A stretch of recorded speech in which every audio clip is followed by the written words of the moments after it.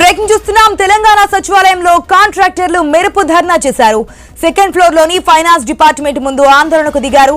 Sandeep Kumar Sultania chamber ముందు పెద్ద సంఖ్యలో బైఠాయించారు. తమ పెండింగ్ బిల్లులు చెల్లించాలని కాంట్రాక్టర్లు డిమాండ్ చేస్తున్నారు.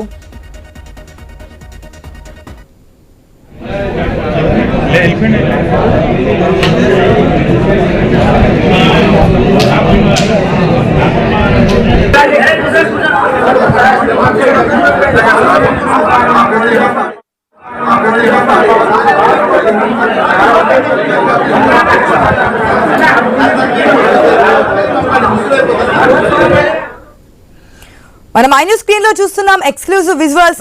అది తెలంగాణ సెక్రటేరియట్ లోపల సెకండ్ ఫ్లోర్ లో ఉన్నటువంటి సిచ్యువేషన్.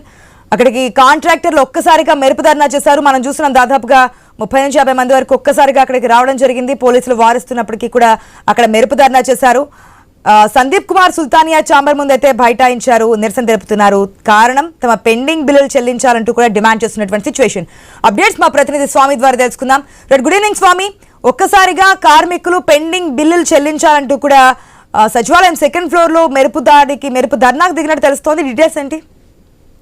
ఆశా, తెలంగాణలో గత కొద్ది కాలంగా గత ప్రభుత్వంలో కూడా పనిచేసినటువంటి పనులకు సంబంధించిన పెండింగ్ బిల్లులలో ఆలస్యానికి నిరసిస్తూ పలువురు కాంట్రాక్టర్లు సచివాలయంలో ఉన్నటువంటి సెకండ్ ఫ్లోర్ లో ఫైనాన్స్ డిపార్ట్మెంట్ వద్ద మెరుపు ధర్నాకు దిగారు. భారీ సంఖ్యలో ఒకవైపు principal secretary Sandeep Kumar Sultania chamber ముందు బైఠాయించారు. వెంటనే పెండింగ్ బిల్లులు చెల్లించాలి, చాలా కాలం నుంచి పెండింగ్ లో పెడుతున్నారు, దీంతో తమకు ఇబ్బంది అవుతుంది, చేసిన పనులకు లాభాలు రాకపోగా చేసిన పనులకు బిల్లులకు సంబంధించి తెచ్చినటువంటి అప్పులకు వడ్డీలు కట్టలేక మేము ఇబ్బంది పడుతున్నామని చెప్పేసి కూడా కాంట్రాక్టర్లు ఆందోళన వ్యక్తం చేశారు. చాలా మంది కాంట్రాక్టర్లు సెకండ్ ఫ్లోర్ లో ఇటు సందీప్ కుమార్ సుల్తానియా ఛాంబర్ ముందు బైఠాయించి తమకు న్యాయం చేయాలి, వెంటనే తమ బిల్లుల్ని క్లియర్ చేయాలని చెప్పేసి కూడా పట్టుబడుతున్నారు. గతంలో కూడా ఇలాంటి ధర్నాలు చేసినటువంటి పరిస్థితి ఉంది. మళ్ళీ ఈసారి చాలా మంది కాంట్రాక్టర్లు సచివాలయానికి తరలి వచ్చి ఆయన ఛాంబర్ ముందు బైఠాయించారు. తమకు సంబంధించి కోట్ల బిల్లులు పెండింగ్ లో ఉంటున్నాయి, మరోవైపు దీనికి సంబంధించి ఎప్పటికప్పుడు గ్రీన్ కావట్లేదు, గ్రీన్ ఛానల్ ద్వారా మాకు సంబంధించిన పెండింగ్ బిల్లుల్ని ఎప్పటికప్పుడు స్పెసిఫై చేసి వాటిని క్లియర్ చేయాలని చెప్పేసి కూడా వాళ్ళంతా కూడా ప్రభుత్వాన్ని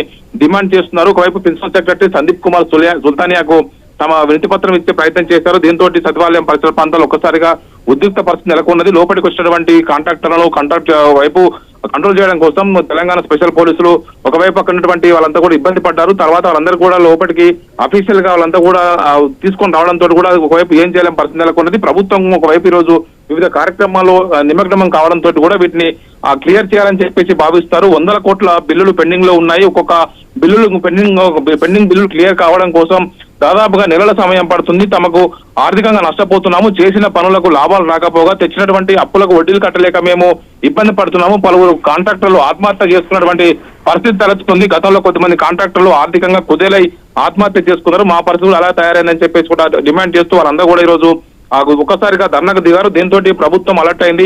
ఒకవైపు వారికి ఏదో ఒక స్పష్టమైనటువంటి అష్యూరెన్స్ ఇవ్వాలని చెప్పేసి వాళ్ళంతా డిమాండ్ చేస్తున్నారు.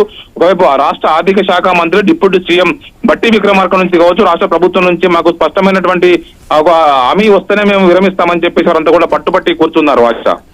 Right Swami, thanks for the update.